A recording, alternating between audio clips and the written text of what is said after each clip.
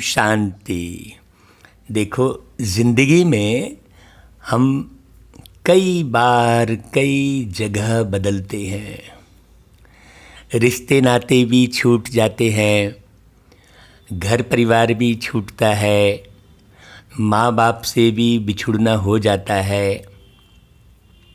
तो ऐसे समय में हर एक मनुष्य आत्मा को स्वयं को इतना मजबूत बना के चलना चाहिए जो कभी भी कोई भी परिस्थिति आ जाए, अपनों से बिछुड़ना पड़ जाए, है ना, या किसी भी प्रकार की शारीरिक समस्या आ जाए, है, आर्थिक समस्या आ जाए, तो उसमें हम मजबूत बने रहें, टूटे ना। कोई हमको धोखा दे दे, ना टूटें उसमें। तो उसके लिए क्या करना होगा? उसके लिए हमारे अंदर में बहुत गहरे से आत्मीय भाव भरे हुए होने चाहिए हर एक के प्रति। देखिए, पार्टिकुलर बनना दुखदाई हो सकता है और यूनिवर्सल बनना सदा सुखदाई होगा। विश्व बंधुत्व के भाव हमारे अंदर सदा जगते रहें। कभी भी किसी भी प्रकार के व्यर्थ की बातों में हमें नहीं आना चाहिए, अनर्गल बातों में नहीं आना चाहिए। नहीं तो दुनिया में तो व्यर्थ, अनर्गल और नकारात्मक बातों का भंडार भरा है। व्यर्थ, अनर्गल और नकारात्मक बातों के साथ साथ व्यर्थ की सामग्रियों का भी अंबार लगा है। हम मार्केट में जाकर देखते हैं तो ऐसी ऐसी चीज़ें बिक रही होती है जिसका जीवन में कोई महत्व नहीं है, ज़रूरत नहीं है। अनावश्यक सामग्री भी बहुत बटोर ली है मनुष्य ने। इसके कारण वो तनाव में हमेशा रहेगा, उदासी में रहेगा। इसलिए विचार भी बहुत चुने हुए, श्रेष्ठ, संतुलित होने चाहिए और जो आवश्यकता की सामग्रियां हैं वो भी लिमिटेड होनी चाहिए। मतलब बहुत जितनी एकदम आवश्यकता है उसे ही रखना चाहिए। नहीं तो घरों में अनावश्यक सामग्रियों का भंडार लगा रहता है, उसमें नेगेटिव एनर्जी बिल्कुल तंग करती है। इसलिए मेरे मीठे मीठे भाइयों बहनों, एक तो विश्व बंधुत्व के भाव अपने अंदर में हो। आप कहीं भी घर से बिछुड़ के जा रहे हैं तो हर एक व्यक्ति ये समझे कि भाई मैं किसी न किसी को एक जरूर बाप बना लूँ। अपने माँ बाप से यदि आप दूर जा रहे हैं पढ़ने के लिए, व्यापार के लिए, तो कोई ना कोई एक माँ बाप अपना बना लो और उसका खूब आदर सत्कार करो, उसकी हर बात मानो। हाँ, जांच के परख के एक अपना गॉड फादर कहते हैं जिसे, वो बना लो। तो आप बहुत सुखी रहेंगे और उसकी आज्ञा का पालन करो। हमेशा हर एक व्यक्ति को, चाहे वो कितना भी बड़ा हो जाए, किसी न किसी के अंडर में रहना चाहिए। हाँ, एकदम स्वतंत्र रहना भी जीवन के लिए दुखदाई हो सकता है। नहीं, कई लोग बहुत स्वतंत्र रहना चाहते हैं, किसी के अंडर में नहीं रहना चाहते हैं। आप लीडरशिप धारण करो, आप मुखिया बनने का पुरुषार्थ करो, लेकिन चाहे आप जितने भी बड़े हो जाओ, लेकिन किसी न किसी के अंडर में ज़रूर रहो, कोई ना कोई आपके ऊपर रहे। इसीलिए इस संसार में गुरु प्रथा बनी।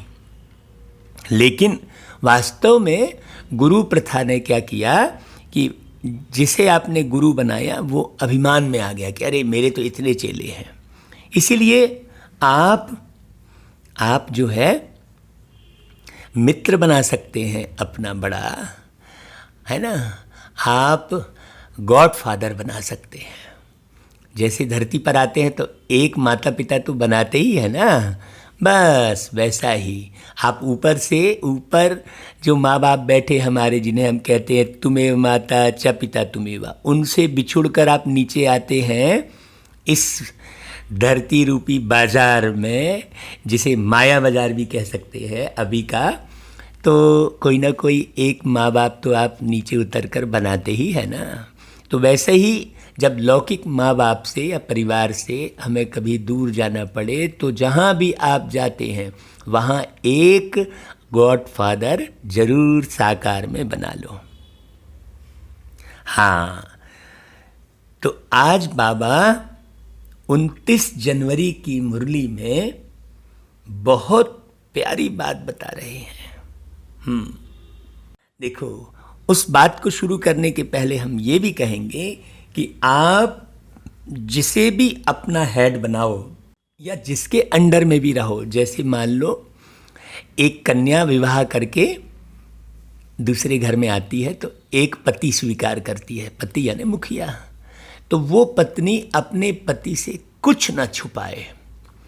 वैसे ही कोई विद्यार्थी है, कोई युवा पुरुष है, कोई व्यापारी है, घर से बाहर जाता है तो कोई एक मुखिया बना ले तो उससे कभी कुछ भी ना छुपाए।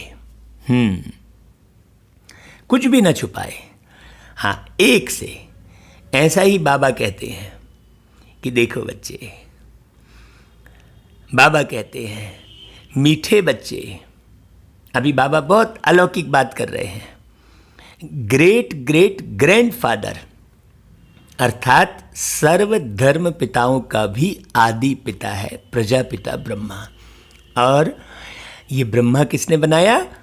जिन माँ बाप से हम बिछुड़ के आए उन्होंने एक बाप यहाँ पर साकार में नियुक्त किया सब बच्चों के लिए।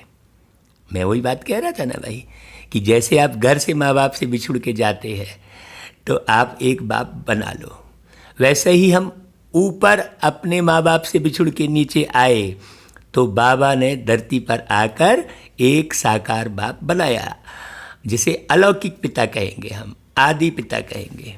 आपका एक पिता तो है जो जन्म दिया आपके शरीर को, लेकिन एक और पिता है जो आपको माँ बाप से मिलवाता है।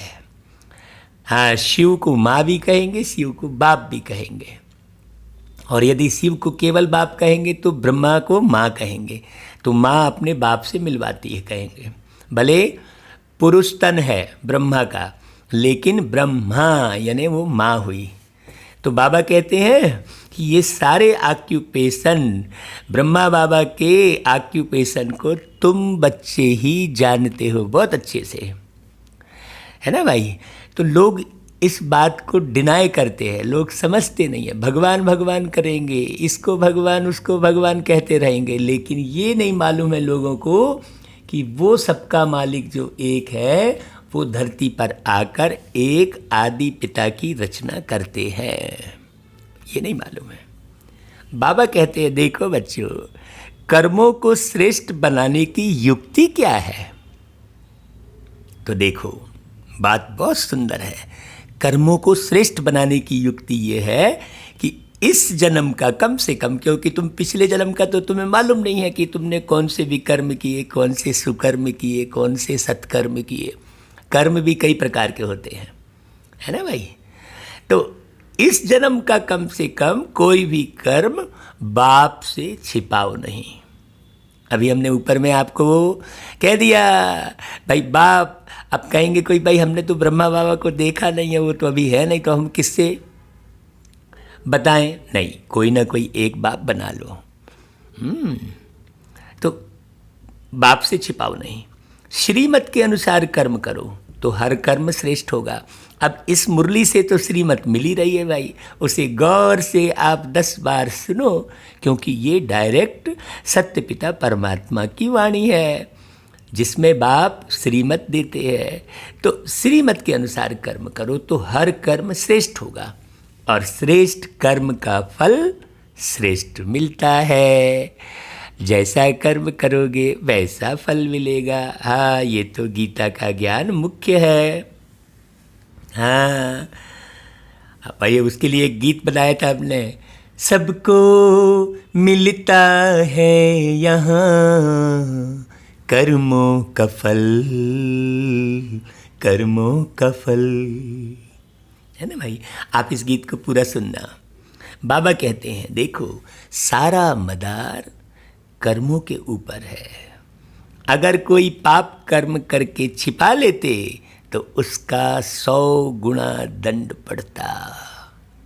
पाप वृद्धि को पाते रहते, बाप से योग टूट जाता, ईश्वर से संबंध बिल्कुल नहीं रह जाता। जब मैन पावर हाउस से किसी का संबंध नहीं रहेगा तो प्रकाश कैसे होगा भाई? हाँ, तो ज्ञान का प्रकाश जो है धुंधला हो जाता है। फिर ऐसे छिपाने वालों की सत्यानाश हो जाती है, बाबा कह रहा है। सत्यानाश मतलब ऐसे छिपाने वालों के सत्य का नाश हो जाता है। सत्यानाश का मतलब यही हुआ ना भाई, सत्य का नाश हो जाना। जब सत्य का ही नाश हो जाएगा तो कैसे सुखी रहेगा कोई व्यक्ति? अभी तो सारी दुनिया में सत्य का नाश हो चुका है। इसलिए बाबा कहते हैं सच्चे बाप के साथ सच्चे रहो। अब हमने बाप का उदाहरण आपको पहले ऊपर में दे दिया कि भाई आप घर से बाहर रह रहे हो, अगर घर में रह रहे हो तो जो आपके माँ बाप हैं, हाँ, उनकी बात मानो। और अगर आपको अपने माँ बाप उतने होशियार नहीं लगते हैं, उनकी आदतें आपको अच्छी नहीं लगती हैं, तो इस दुनिया में ऐसा थोड़ी है कि कोई होशियार नहीं मिलेगा आपको। आप किसी दूसरे को भी अपना अलौकिक माँ बाप बना सकते हो ना भाई। बाबा ने धरती पर आकर ये सिस्टम चालू किया अलौकिक बाप नियुक्त करने का, तो आप कर सकते हो। जैसे अभी ब्रह्मा बाबा मान लो नहीं है, तो ब्रह्मा बाप के समान तो बहुत लोग पुरुषार्थ कर रहे हैं। आप उनको कब पहचानेंगे? जब आप भी वैसा पुरुषार्थ करेंगे। जब आप ऐसा पुरुषार्थ करेंगे तो अच्छे पुरुषार्थी को आप पहचान जाएंगे, आपसे ऊंचे पुरुषार्थी को, तो आप उनको आप बाप बना सकते हैं। ओम शांति। मीठे मीठे सिकिलधे बच्चे यह तो समझते हैं कि इस पुरानी दुनिया में अब थोड़े दिन के हम मुसाफिर हैं। हाँ भाई, अभी घर जाने का समय है, सृष्टि का चक्र पूरा हुआ है। ये ज्ञान तो कभी किसी ने दिया ही नहीं कि भाई ये समय अब पूरा हो रहा है, आज तक हमने नहीं सुना। ये तो प्यारे बाबा ने आकर धरती पर बताया कि बच्चे, सृष्टि का चक्र ऐसा घूमते घूमते तुम अभी यहाँ आके खड़े हो। हमें तो पता ही नहीं था भाई कि हम कहाँ से आए, क्या क्यों जन्म लिए। भाई आप कभी गौर से आपने सोचा है कि जिस परिवार में आप रह रहे हो, आपने उसी परिवार को क्यों चुना भाई? आप वहाँ ही जन्म क्यों लिए? उसी जाति उसी धर्म में जन्म क्यों लिए आप? जरूर कनेक्शन रहेगा, तभी तो कनेक्शन होगा तो आपने वहाँ जन्म लिया। आपका मेरे से संबंध होगा तो आप मेरे घर में आएंगे, और आप मुझे जानते ही नहीं रहेंगे, पहचानते ही नहीं रहेंगे तो मेरे घर में कैसे आएंगे आप? सीधी सी बात है।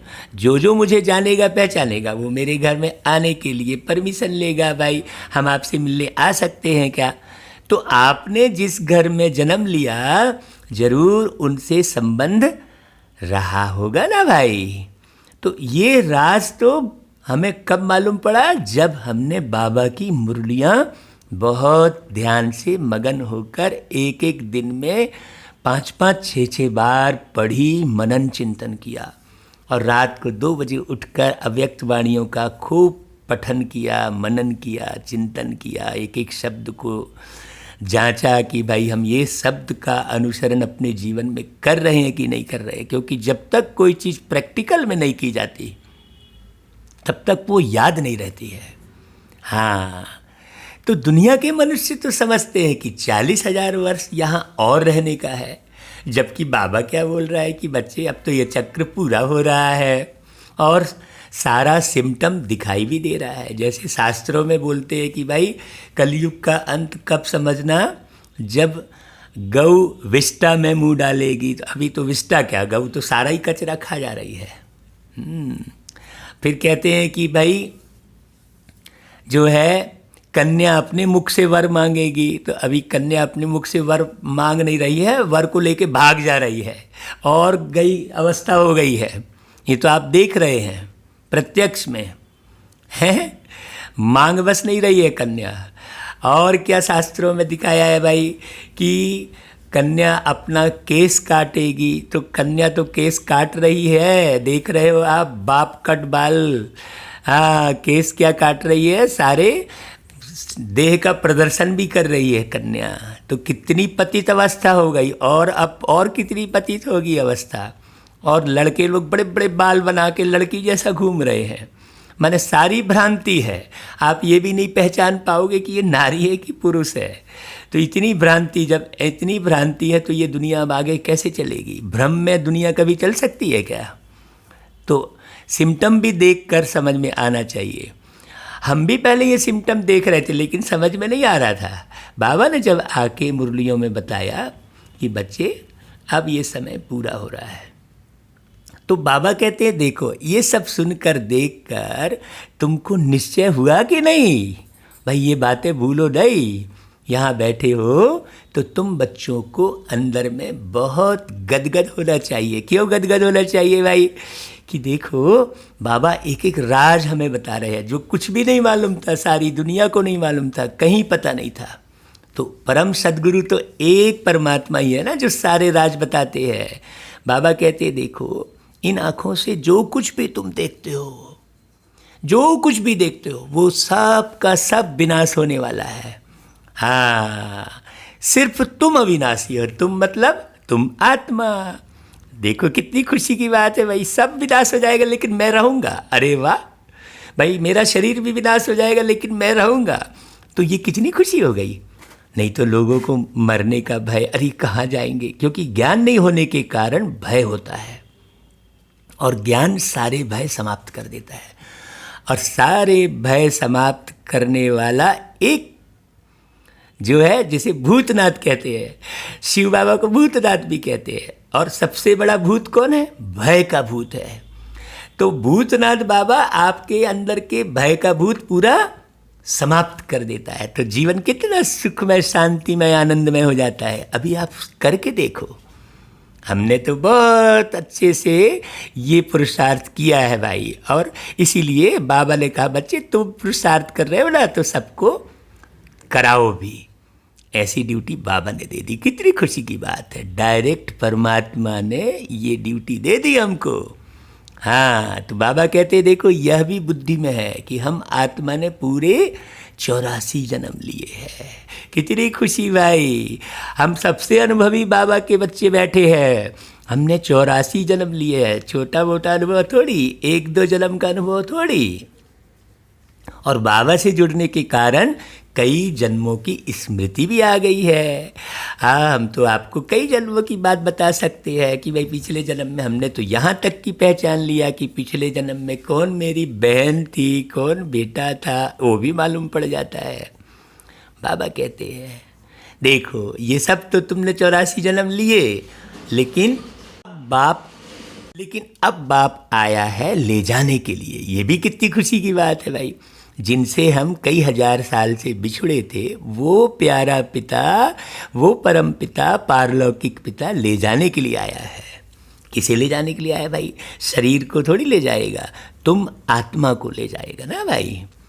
पुरानी दुनिया जब पूरी होती है तब बाप आते हैं, काहे के लिए? नई दुनिया बनाने के लिए। इसलिए बाबा को सृष्टि का रचयिता कहते हैं। लेकिन कौन सी सृष्टि का रचयिता?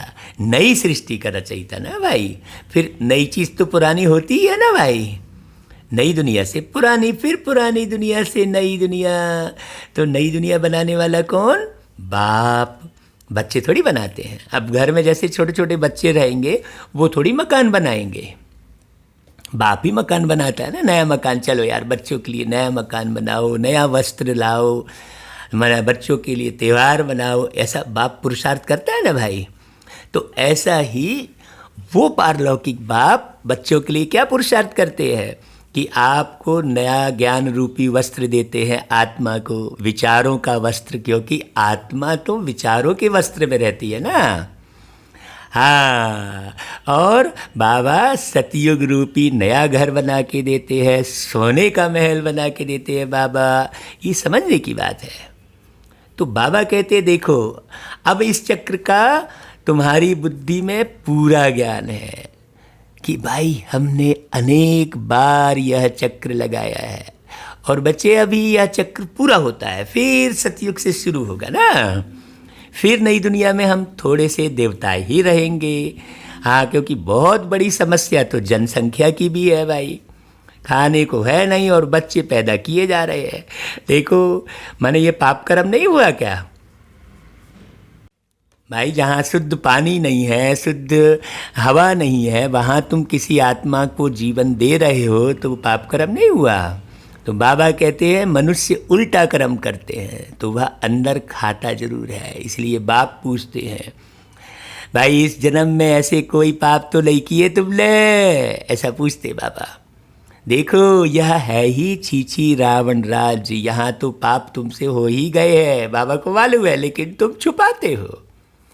हाँ, और बाबा के अति करीब रहने वाले बच्चे भी सब जानते हैं, देखते हुए भी चुपचाप देखते रहते हैं। बहुत सारे बच्चे जानते हैं तुम्हारे पाप कर्मों को। हाँ, बच्चे भी जानते हैं और शिव बाबा भी जानते हैं, ब्रह्मा बाबा भी जानते हैं। तुम्हारे छुपाने से कुछ नहीं होने वाला है। इसलिए बाबा कहते हैं तुम बता दोगे तो तुम्हारा आधा माफ हो जाएगा। तो बाबा कहते हैं तुम समझते हो, दुनिया नहीं जानती कि रावण किस चीज़ का नाम है। बापूजी कहते थे राम राज्य चाहिए, परंतु अर्थ नहीं समझते थे। भाई राम राज्य किसे कहेंगे? भाई राम राज्य क्यों बोल रहे हो भाई? उनके राम के राज्य में तो जमाने भर का तुम दुख दिखा रहे हो। हाँ, कि कई जो है गुस्सा कर रही है, तो मंथरा जो है चालबाजी कर रही है। सारा राम राज्य में तुम यही दिखा रहे हो राम के उसमें। फिर वो राम राज्य में वो तिलक नहीं होने दे रही है, तो सारे अयोध्यावासी दुखी है, तो सीता देखो दुखी है, तो लक्ष्मण दुखी है, भरत देखो रो रो के हाल बुरा है। सब तो पूरा दुख ही दुख दिखा रहे हैं, फिर राम राज्य क्यों लाना चाह रहे हो भाई? जरूर वो कहानी अलग राम की है, और जो राम राज्य लाना चाह रहे हो वो राम बिल्कुल अलग है, जिसके राज्य में सपने में भी दुख नहीं होता। कहते हैं राम राज्य सपने हो दुख नहीं। तो वो कौन से राम है? ये धनुर्धारी राम थोड़ी हैं, वो निराकार राम है, जो आकर सुख की दुनिया स्थापित करते हैं, जिसे सुखधाम कहते हैं, सतयुग कहते हैं। सत्यम शिवम सुंदरम परमात्मा ही सतयुग की स्थापना करेंगे। उनको आप राम के रूप में याद करते हो। तो भाई तुलसीदास जी ने एक चौपाई में लिखा भी है कि बिन पगु चलय सुनय बिनु काना, और कर विधि करम करे विधि नाना। मतलब बिन पगु चलें, बिना पैर के चलने वाले, सुनय बिनु काना, बिना कान के सुन लेते हैं भाई। हाँ, आपके मन की आवाज़ अब कोई पंजाबी में याद कर रहा है, कोई बंगाली में याद कर रहा है, कोई उड़िया में याद कर रहा है, सबकी पुकार सुन रहे हैं ना। तो क्या परमात्मा सारी भाषा जान रहे हैं क्या? नहीं नहीं नहीं, जो अंदर के भाव हैं वो परमात्मा समझते हैं, उन्हें आपकी भाषा से कोई लेना देना नहीं है। आप पढ़ते हो भाषा भेद में, जमाने भर के भेद में पढ़ते हो, हिंदी भाषा, अंग्रेजी भाषा, आप इस भाषा का बहिष्कार करो, ऐसा करो, जमाने भर के लफड़े में पढ़ते हो। धर्म भेद पैदा करते हो, इस धर्म के वो हटाओ, ये धर्म लाओ। अरे स्वधर्म को भी नहीं जानते हैं। तो बाबा आकर कितने सुंदर धर्म की स्थापना करते हैं। देवी देवता मतलब देने वाला, लेने वाला नहीं। हाँ, सब कुछ देने वाला, शांति, सुख, आनंद, सबको, वो एक धर्म कहलाएगा जो सबको सुख देता है। ऐसा धर्म बनाना है। हाँ, वो धर्म है, सबको सुख देने वाला धर्म। हाँ, हर एक के अंदर शांति भरने वाला धर्म। बाबा ऐसे धर्म की स्थापना करते हैं। अब सुनो, समझो, तब तो मालूम पड़े। तो बाबा कहते अब देखो, अब हम आके समझाते हैं कि राम राज्य किस प्रकार का होता है। बाबा कहते हैं यह तो धुंधकारी दुनिया है। देखो, भागवत में धुंधकारी की कथा भी सुनाते हैं। भाई धुंधकारी कैसे होते हैं? शराबी, कबाबी है, वेश्यावृत्ति करने वाले, जवाने भर का उल्टा सुल्टा कर्म करने वाले, माँ बाप को भी दुख देकर ख़त्म कर देने वाली, ये सब धुंधकारी। ऐसे धुंधकारियों से भर गई है दुनिया। अभी एक धुंधकारी की कथा थोड़ी है भागवत में। हम भागवत सुनाते हैं तो लोग सोचते हैं कोई एक धुंधकारी होगा। अरे भाई, सारी दुनिया में धुंधकारी ही पैदा हो रहे हैं अभी। हाँ, क्यों? क्योंकि विषय विकार है। तुम माँ बाप ही विषय विकार में जाकर बच्चे ही भी ऐसे ही होंगे ना भाई। तो बाबा अभी बेहद का बाप बच्चों को कौन सा वर्षा दे रहे हैं, सोचने की बात है। बाबा कहते हैं बच्चे अभी तुम भक्ति नहीं करते हो, अभी बाप का हाथ मिला है। बाप के सहारे बगैर तुम विषय वैतरणी नदी में गोते खाते रहते थे। आधा कल्प है ही भक्ति। ज्ञान मिलने से तुम नई दुनिया सतयुग में चले जाते हो। अभी तुम बच्चों को यह निश्चय है, भाई क्या निश्चय है, कि हम बाबा को याद करते करते पवित्र बन जाएंगे, फिर पवित्र राज्य में आएंगे। यह ज्ञान भी अभी बता पुरुषोत्तम संगम युग पर तुमको मिलता है। यह है पुरुषोत्तम संगम युग, जबकि तुम छीछी से गुलगुल कांटों से फूल बन रहे हो। भाई कौन बनाते हैं कांटों से फूल? बाप। बाप को तुमने जाना है। भाई हम आत्माओं का बेहद का एक बाप है जो धरती पे आके बिल्कुल साकार में बहुत प्यार लुटाते हैं। भाई प्यार तो साकार में ही लुटाएंगे ना। हाँ, लौकिक बाप को बेहद का बाप नहीं कहेंगे। भाई आप भी जब, अरे भाई पारलौकिक बाप आत्माओं के हिसाब से सबका बाप है। फिर ब्रह्मा का भी ऑक्यूपेशन चाहिए ना भाई, यहाँ पर साकार में चाहिए ना भाई। जैसे तुम किसी से स्नेह करते हो तो कोई साकार में कोई चीज़ देते हो। हाँ, या भाई ये गिफ्ट लो भाई, सौगात, साकार में कुछ करते हो ना भाई। तो बाबा भी एक ब्रह्मा तुम्हें गिफ्ट में दे रहे हैं साकार में। देखो ऐसा कोई बाप नहीं मिलेगा जो सब कुछ अपना लौकिक सब स्वाहा करके कुछ बच्चों को सौंप देवे। ऐसा बाप साकार में नहीं मिलेगा, कोई नहीं मिलेगा। तुम बच्चे सबका ऑक्यूपेशन जान चुके हो, है ना भाई। ब्रह्मा बाबा का देखो सारा कुछ न्यौछावर कर दिया। हाँ, कुछ नहीं रखा अपने पास। ऐसा बाप तुम नहीं मिलेगा। यहाँ पर लौकिक बाप भी देखो बच्चों से छुपा के कुछ रखेगा। भैया बच्चा साथ देगा कि नहीं देगा, भैया अपने नाम से थोड़ा रखे रहो। लौकिक बाप अपने ही लौकिक बच्चों को भी पूरा पूरा न्यौछावर नहीं करेगा। लेकिन शिव बाबा जब धरती पर आया तो एक बाप हमको ऐसा दिया जो सब कुछ न्यौछावर कर दिया साकार में। भाई साकार में दिखाएगा ना तो आप ब्रह्मा की हिस्ट्री जानोगे तब तो। आप तो बस सीधा कह देते हो वाह ये वाली फ़ोटो क्यों लगाई। पहले आप सुनो तो सही अच्छे से कि क्या क्या किया उस बाबा ने, ब्रह्मा बाबा ने। तो भाई हमारा तो अलौकिक बाप मीठा मीठा ब्रह्मा बाबा है। हाँ, तो लोग तो विष्णु के भी ऑक्यूपेशन को नहीं जानते और आप जानते हो भाई कितना सजा हुआ है। स्वर्ग का मालिक है ना भाई। यह तो संगम का ही कहेंगे। मूल वतन, सूक्ष्म वतन, स्थूल वतन, वह भी संगम में आते हैं ना। नहीं तो हमें थोड़ी मालूम था कुछ मूल वतन, सूक्ष्म वतन, स्थूल वतन क्या है। बस जी रहे थे बस, जैसा भी। समझ तो कुछ थी नहीं, किसी को भी कुछ भी समझ रही है, भाग रहे हैं बस। कुछ समझ थोड़ी है बारीकी, कहाँ से आए, क्या कर रहे हैं, फिर कहाँ जाएंगे, कुछ भी नहीं मालूम है भाई। बस खाए पिए घूमे फिरे मर गए कहीं एक्सीडेंट में, फिर भटक रहे हैं। हाँ, फिर दूसरे को तंग कर रहे हैं। ये बात किसी को मालूम नहीं है। जब तक ज्ञान ना हो ये दुनिया सुधर ही नहीं सकती। तो इस ज्ञान को भैया खूब अच्छे से उठा लो और खूब लोगों को अच्छे से समझाओ। ज़्यादा से ज़्यादा ये मुरली भेजो। आप प्रतिदिन 1000 लोगों को भेजो भैया। हाँ, बाबा रिक्वेस्ट करते हैं, बाप समझाते हैं पुरानी दुनिया और नई दुनिया का यह संगम है। तो यहाँ पर बहुत ज़्यादा पतित अवस्था भी देखने मिलती है, तो पावन बनने वाले भी देखने मिलेंगे। थोड़े आपको परख कब होगी, जब आप खूब ज्ञान सुनेंगे, तब आपको पता लगेगा कि हाँ इस पूरी विकारी दुनिया में कौन पावन बन रहा है। पुकारते भी है ना, हे पतित पावन आओ। पावन दुनिया है नई दुनिया और पतित दुनिया है पुरानी दुनिया। यह भी जानते हो बेहद के बाप का भी पार्ट है। क्रिएटर डायरेक्टर है ना, सब मानते हैं, तो ज़रूर उनकी कोई तो एक्टिविटी होगी ना भाई। ऐसे थोड़ी भगवान ने कोई ना कोई एक्टिविटी तो की होगी ना। अब आप तो एक्टिविटी दिखाते हो, राजपाट चला रहे हैं भगवान, तो इसके पीछे भाग रहे हैं, तो सुदामा के पीछे दौड़ रहे हैं, आप तो ऐसी एक्टिविटी दिखाते हो। नहीं, बाप जो आएंगे धरती पर तो बहुत शांति की स्थापना करते, एक स्थान पे बैठकर सब बच्चों को पढ़ाते हैं। ये एक्टिविटी तो कहीं नहीं दिखाई है भाई। तो बाबा कहते हैं देखो, उनको आदमी नहीं कहा जाता। किनको? शिव बाबा को। क्यों? उनको तो शरीर नहीं है। बाकी सबको या तो मनुष्य या देवता कहेंगे, शिव बाबा को तो न देवता न मनुष्य कह सकते, क्योंकि उनको शरीर ही नहीं है। यह तो टेम्परेरी लिया है ना भाई, थोड़े समय के लिए।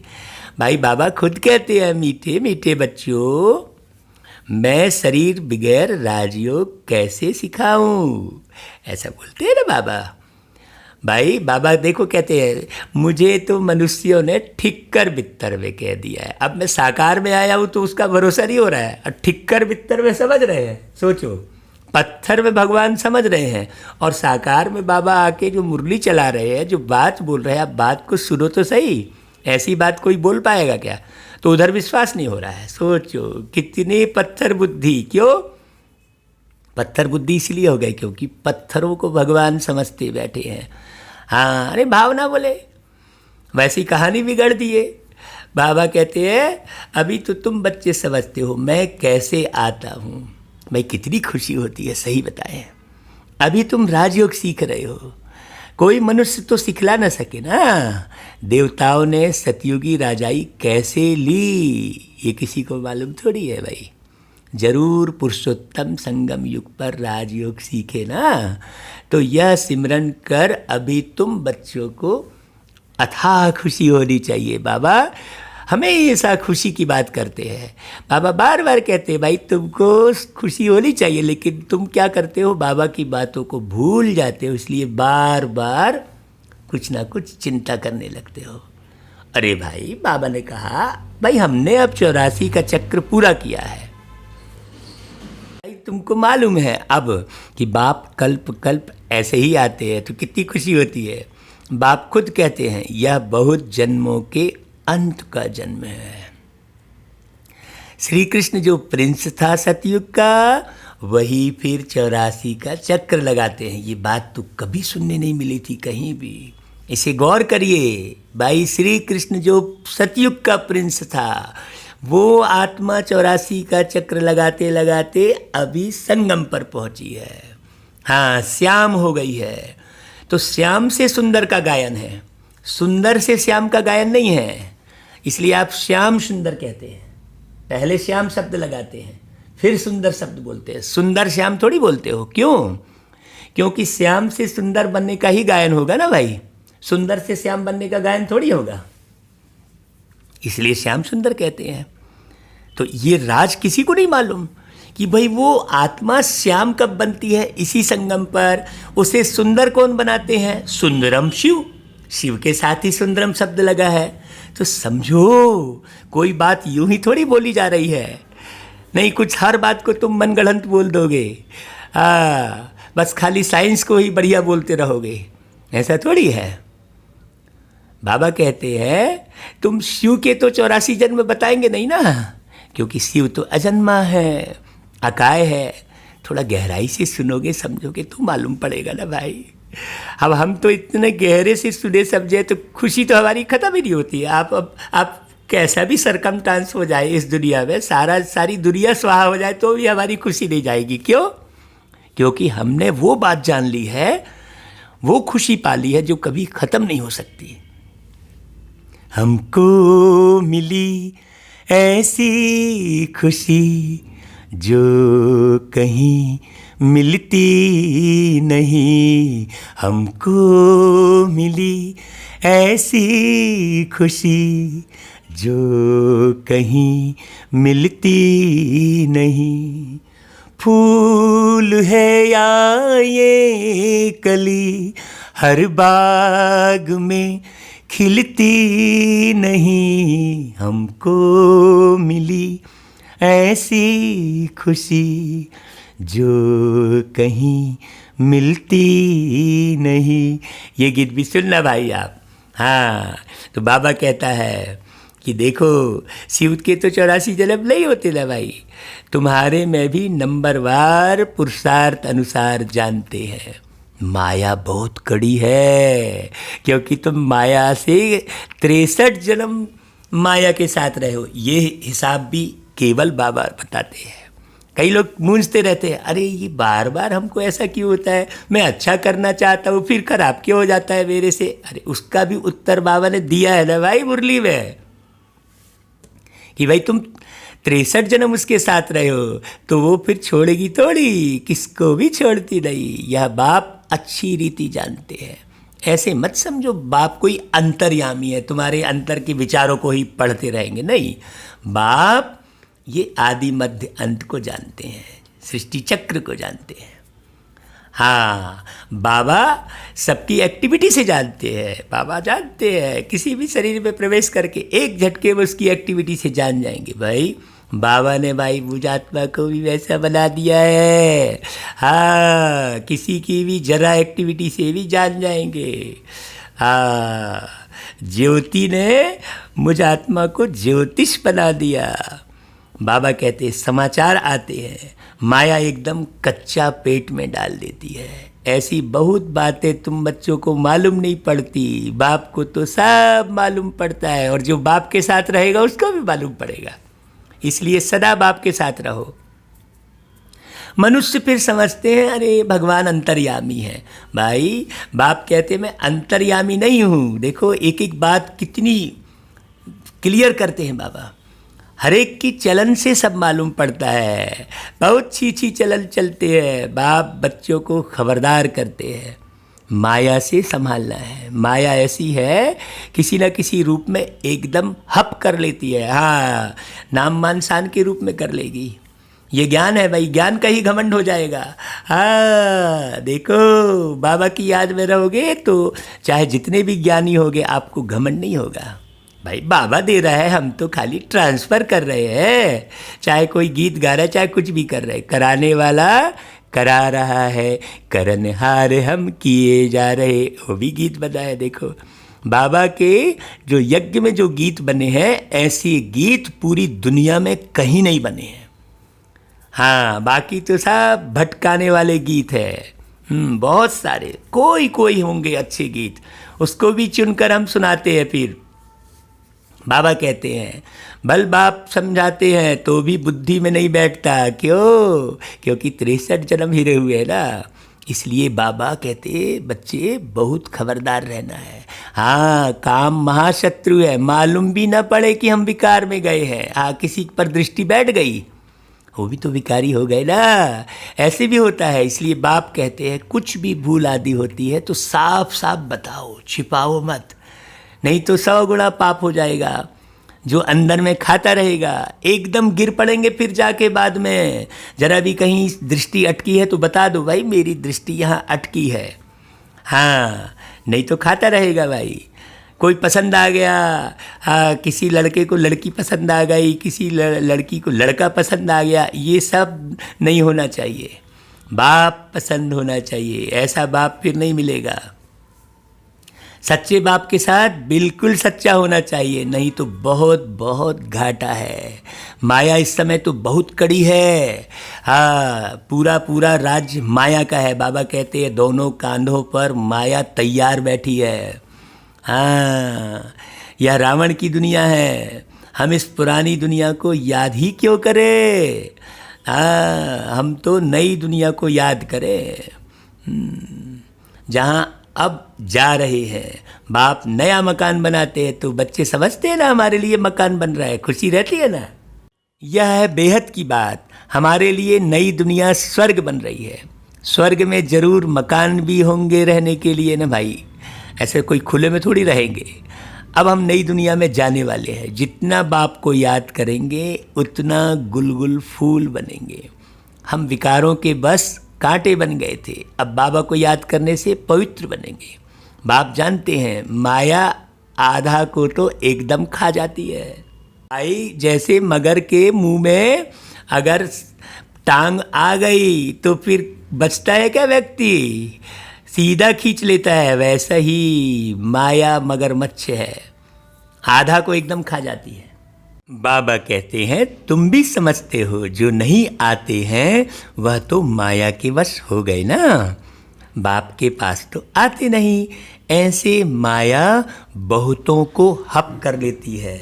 अब जैसे हमारे ऑफिस में भी कई लोग आते हैं तो बाबा का गुह्य ज्ञान हम सुनाते हैं, एकदम उमंग में आकर कहते हैं भाई हम तो ऐसा करेंगे, हम तो आपका बड़ा प्रोग्राम कराएंगे, आपको हम ज़मीन दिला देंगे, आप थोड़ा बड़े रूप में करेंगे तो बहुत अच्छा होगा। उस दिन तो ऐसे जागृत होंगे हैं। तो बाबा वही कहते हैं कि बहुत अच्छे अच्छे कह कर जाते हैं, हम ऐसे करेंगे यह करेंगे, और बाद में चुपचाप हाँ हो जाते हैं।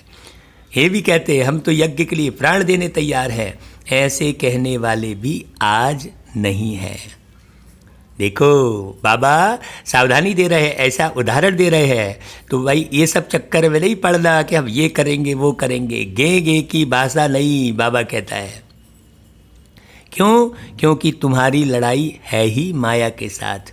दुनिया में यह कोई नहीं जानते माया के साथ लड़ाई कैसे होती है।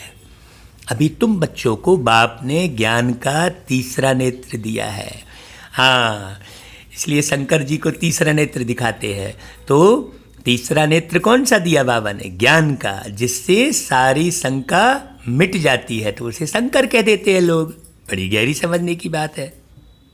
शंकर बनते हैं तो शंकर के द्वारा विनाश कहते हैं। तो जब ज्ञान का नेत्र तीसरा मिलता है, सारी शंकाएं मिट जाती हैं, तो विकारों का नाश हो जाता है। विनाश हो जाता है माने विकारों का नाश हो जाता है। इसलिए शंकर के द्वारा विनाश कह देते हैं।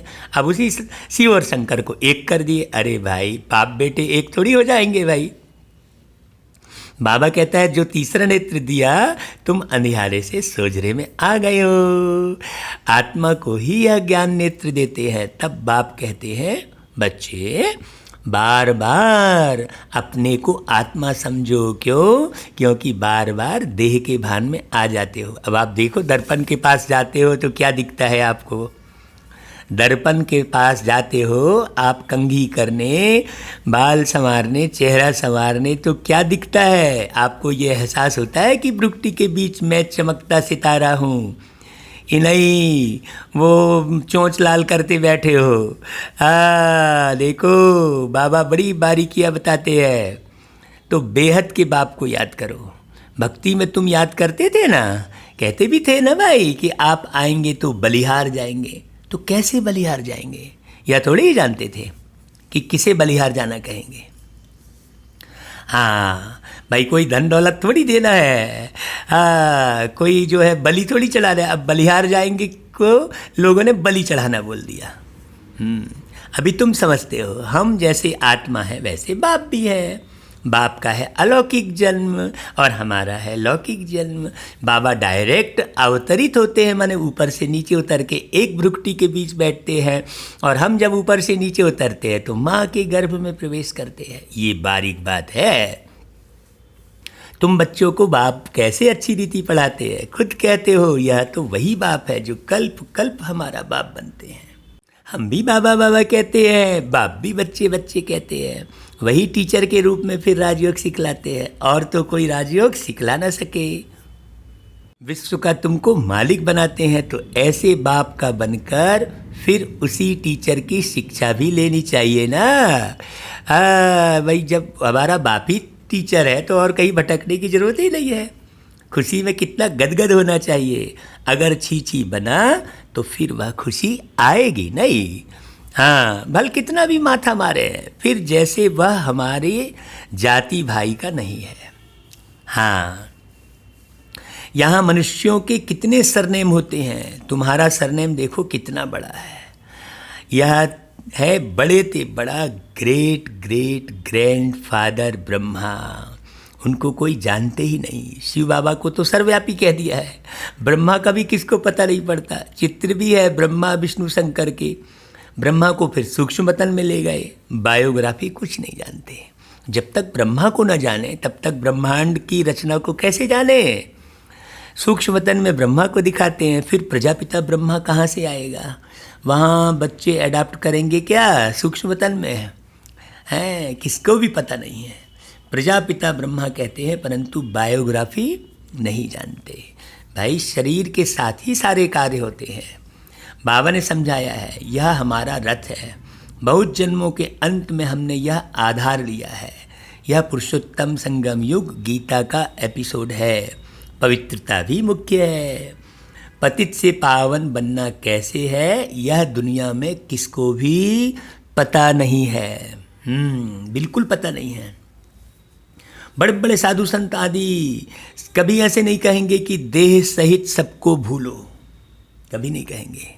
एक बाप को याद करो तो माया के पाप कर्म सब भस्म हो जाएंगे। कोई गुरु ऐसे कभी नहीं कहेंगे। बाप समझाते हैं यह ब्रह्मा कैसे बनता है। भाई छोटेपन में गावड़े का छोरा था। हाँ, 84 जन्म लिए हैं, फर्स्ट से लेकर लास्ट तक। तो नई दुनिया से पुरानी दुनिया हो जाती है। अभी तुम बच्चों की बुद्धि का ताला खुला है, तुम समझ सकते हो, धारणा कर सकते हो। भाई अभी तुम बुद्धिमान बने हो, आगे बुद्धिहीन थे। भाई ये मानते हो ना भाई? बाबा कहते हैं देखो यह लक्ष्मी नारायण बुद्धिमान है और यहाँ वही लक्ष्मी नारायण बुद्धिहीन है। सामने देखो यह पैराडाइज के मालिक है ना, कृष्ण स्वर्ग का मालिक था, फिर गावड़े का छोरा बना है। तुम बच्चों को यह धारण कर फिर पवित्र भी जरूर बनना है। मुख्य है ही पवित्रता की बात। लिखते भी हैं बाबा, माया ने हमको गिरा दिया, आंखें क्रिमिनल बन गई। अब भाई आंखें ही मेन है। आप आंखों से देखकर ललायित होते हो। बाप कहते हैं अपने को आत्मा समझो अंदर से, बस अब तो घर जाना है, ये स्मृति में रखो। स्वतः बना वो गीत, अब मेरा घर नहीं है जमीन पर, उड़ता हूँ मैं सदा आसमां से ऊपर, अब मेरा घर नहीं है जमीन पर। हाँ, ये गीत पूरा सुनना भाई। हम तो छोटे छोटे मुखड़े सुना देते हैं आपको। बाप को याद करना है ऐसे, घर जाना है ऐसे। हाँ, थोड़े टाइम के लिए जाना है भाई। हाँ, फिर शरीर निर्वाह के लिए कर्म कर फिर हम चले जाते हैं।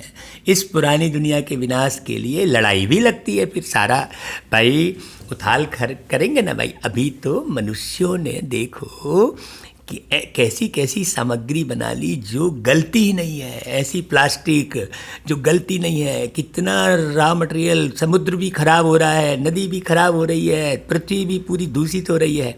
तो अब इसे ठीक करने के लिए पूरी उथल पुथल करनी पड़े ना, तब तो पूरा ठीक होगा।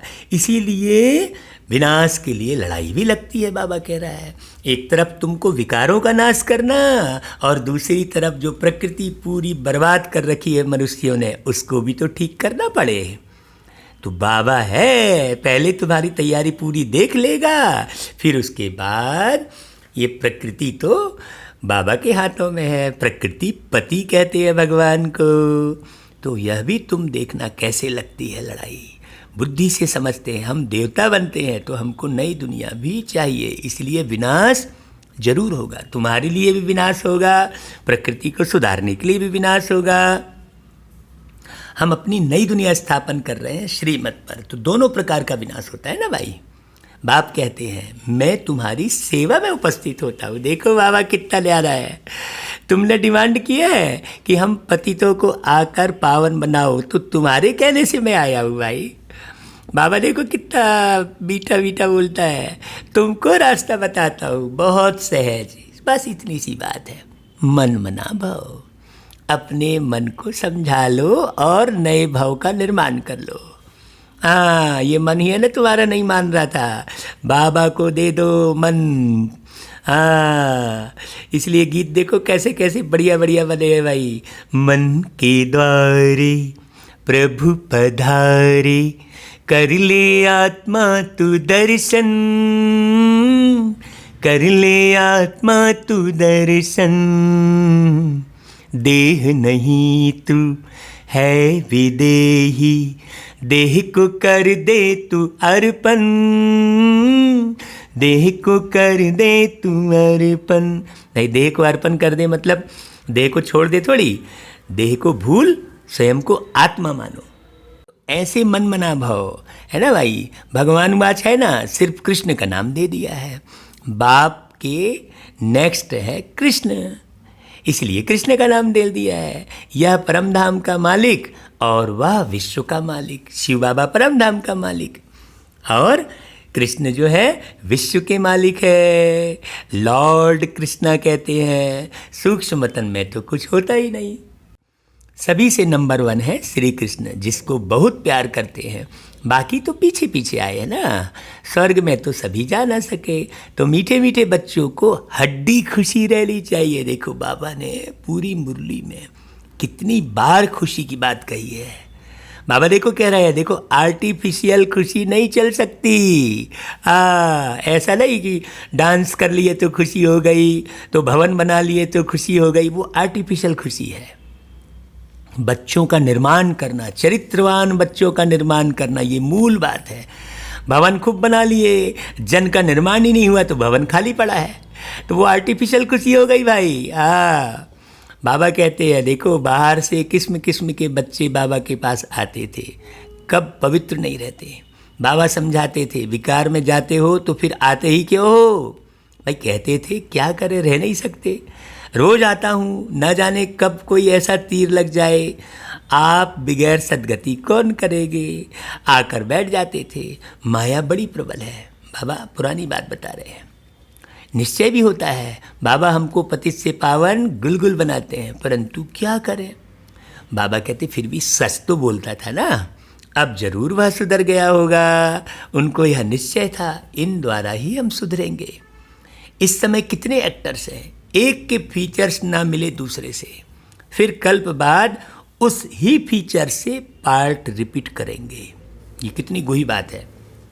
अब कई लोग इसमें भी संशय करते। अभी देखो भाई, कुम्हार है, मिट्टी से मटका बनाता है, मटका फिर पानी भरता है, ठंडा करता है, फिर धीरे धीरे ठंडा करना बंद कर देता है, फिर एक दिन टूट जाता है, टूट के वो मिट्टी फिर उसी मिट्टी में मिल जाती है।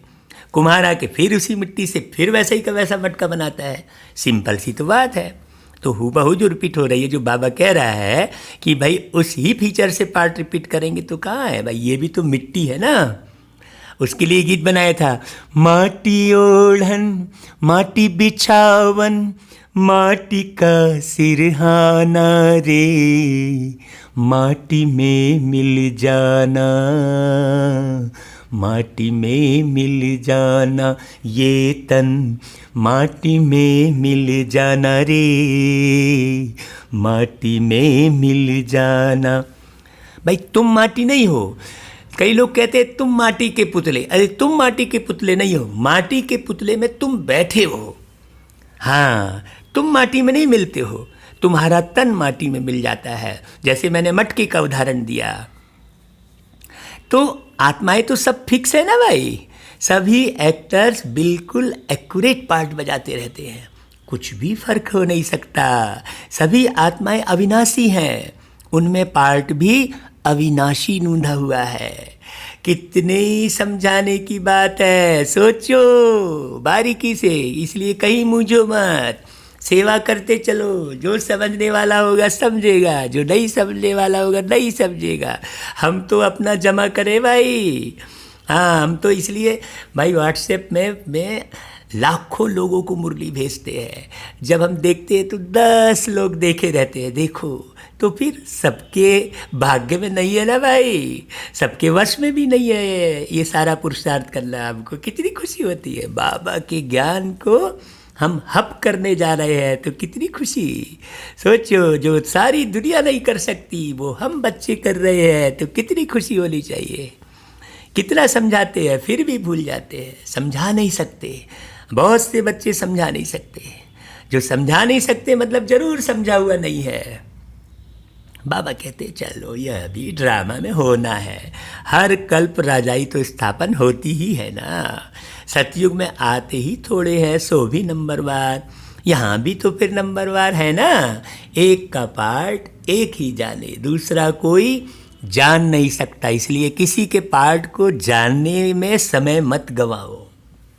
जिसका पार्ट है वही जानेगा भाई। जब ड्रामा में जब एक्टिंग करते हैं किसी भी नाटक में तो कलाकार अपने डायलॉग को ही याद करता रहता है। हाँ, ऐसा थोड़ी कि सामने वाले को याद दिलाएगा तेरा ये डायलॉग तू बोल, फिर अपना ही भूल जाएगा। इसलिए सच्चा एक्टर, बढ़िया एक्टर वही जो अपने डायलॉग को पक्का याद रखे। भाई हम गीत रिकॉर्ड करते हैं तो हम यही समझते हैं कि हम जितना अच्छे से गाएंगे उतना अच्छा वो संगीतकार बजाएंगे। तो मुख्य पार्ट अपना समझो हमेशा। इसलिए बाबा ने कहा एक का पार्ट एक ही जाने, दूसरा कोई जान नहीं सकता, इसलिए जानने का जो है ओना भी मत रखो किसी का पार्ट। बाबा के पार्ट को समझो। मेरा बाबा कैसा आता है, कैसे पढ़ाता है, बाबा को याद करो। हाँ, बाबा के पास जाओ, बाबा से बातें करो, बाबा से मन को मिलाओ, बाबा से बुद्धि लगाओ, बाबा के संस्कार को देखो, बाबा के संस्कार जैसा अपना संस्कार बनाओ। देखो बाबा रोज पढ़ा पढ़ा के अपने बारे में बता रहे हैं ना भाई। अच्छा भाई, बाबा फिर याद प्यार देते सभी बच्चों को, सिकी लधे बच्चों को जो बिछुड़ गए थे कई हजार साल से। तो हम बच्चे भी बाबा को बहुत याद प्यार देवे, सारा दिन बाबा को याद करें। अच्छा भाई, आज फिर क्या सार उठाएंगे?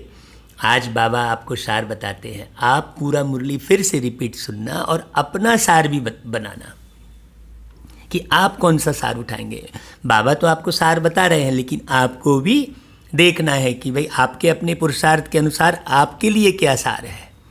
बाबा तो होलसेल में सब बच्चों को देखकर बता देते हैं कुछ पॉइंट। तो देखो पहली पॉइंट, सच्चे बाप के साथ सदा सच्चा रहना है। बाप पर पूरा पूरा बलिहार जाना है, कुछ भी सोचना नहीं है। हाँ, जो बाबा ने कहा बिल्कुल पूरा पूरा वही करना है। दूसरी पॉइंट, ज्ञान को धारण कर बुद्धिवान बनना है। अंदर से हड्डी यानी जिगरी खुशी में रहना है। हाँ, कोई भी श्रीमत के विरुद्ध काम करके खुशी गुम नहीं करनी है, क्योंकि खुशी गुम हो रही है तो जरूर कहीं आंख डूब रही है, जरूर कहीं कान मने खिंच रहा है, कहीं कान लगा रहे हो, कहीं पर किसी की निंदाचारी में, कहीं जरूर फंसे हुए हो रिश्ते नातों में। हाँ, तो कोई भी श्रीमत के विरुद्ध काम करके खुशी गुम नहीं करना। अच्छा भाई, फिर वरदान, ज्ञान की गुही बातों को सुनकर उन्हें स्वरूप में लाने वाले ज्ञानी तू आत्मा भव। हाँ, ज्ञानी तू आत्माएं हर बात के स्वरूप का अनुभव करती है। जब तक आप स्वरूप का अनुभव नहीं करोगे आपको याद नहीं रहेगा भाई। जैसे सुनना अच्छा लगता है, गुह भी लगता है, लेकिन सुनने के साथ समाना अर्थात स्वरूप बनना, इसका भी अभ्यास होना चाहिए। हाँ, मैं वो स्वरूप बना हूँ कि नहीं बना हूँ भाई। मैं आत्मा शांत स्वरूप हूँ, ये आप संकल्प कर रहे हो 100 बार 108 बार, लेकिन शांत स्वरूप हो ये कैसे मालूम पड़ेगा? जब कोई आपको गाली देगा। तो जब कोई आपको गाली दिया तो आप बोलने लगे अरे ये मेरे को गाली दे रहा है, अरे फिर कहाँ गई आपकी शांति भाई? नहीं, आपको बाबा ने कहा वो गाली भी गुलाब लगे। तो मैं आत्मा निराकार हूँ यह बार बार सुनते हो, लेकिन निराकार स्थिति के अनुभवी बनकर सुनो। अब वो किसी ने गाली दी तो गाली एक 4 लाइन का एक आकार हुआ ना, आप उस आकार में मत जाओ। हाँ, या तो फिर परिवर्तित कर लो, मेहनत कर लो। हम तो ये भी बताते भाई किसी ने गधा कहा तो गधा तो बहुत अच्छी बात है, गधा, अब उसको परिवर्तित कैसे करो? गणेश जी के गुण धारण करने वाले, आप ये समझ लो। तो जैसी पॉइंट वैसा अनुभव। हाँ, इससे शुद्ध संकल्पों का खजाना जमा होता जाएगा और बुद्धि इसी में बिजी होगी तो व्यर्थ संकल्पों से सहज किनारा मिल जाएगा। सहज किनारा मिल जाएगा, परम सहारा मिल जाएगा। तो सौंप दे सारी उसको डोर, उदासी मन काहे को करे, काहे को करे रे, काहे को करे, काहे को करे। तेरा राम जी करेंगे बेड़ा पार, उदासी मन काहे को करे। तेरा राम जी करेंगे बेड़ा पार, उदासी मन काहे को करे। तेरा राम जी। देखो ऐसे ऐसे गीत बचपन से सुनते आए, तो देखो कैसे आत्मा में मर्ज है, सही समय पर कहाँ से आ जाते हैं। बाबा की कितनी बड़ी कमाल है। हाँ, हम कोई तैयारी नहीं करते भाई, सीधा सीधा बाबा को याद करते हैं, बाबा सब बरसाते हैं। ऐसे बाबा देखो कैसे वरदान लुटाते हैं। अच्छा भाई, फिर स्लोगन सुनते हैं। नॉलेज एवं अनुभव की डबल अथॉरिटी वाले ही मस्त फकीर रमता योगी है। मैं तो रमता योगी, रमता योगी, रमता योगी राम। मेरा दुनिया से क्या काम, मेरा दुनिया से क्या काम। देखो फिर गीत याद आ गया ना भाई। अरे कितना बचपन से बाबा ने ज्ञान में चलाया। हम जो है सेंटर पे भले नहीं जा पाए, हमारे लौकिक माता पिता भले ज्ञान में नहीं चले, लेकिन हम बिल्कुल छोटेपन से ही बाबा का अनुभव करते रहे। मालूम नहीं था, फिर बड़े हुए हाँ हमको तो इतना नशा है कि देखो बाबा को ज्ञान, ब्रह्मा बाबा को ज्ञान 60 वर्ष में मिला, और मुझ आत्मा को ज्ञान बिल्कुल युवावस्था में मिला, जब मैं 28 साल का था मात्र। तो कितनी खुशी की बात है। बाबा ब्रह्मा बाबा से पहले मुझ आत्मा को ज्ञान मिल गया कहलाया ना भाई। ब्रह्मा बाबा को तो 60 साल में मिला, तो ऐसी खुशी होनी चाहिए। हाँ, आप कभी ये नहीं सोचो कि अरे मैं देर से आया ज्ञान में। आप जल्दी जल्दी गैलप करो भाई। अच्छा भाई, ओम शांति, ओम शांति। फिर कल मिलेंगे बाबा की मुरली के साथ।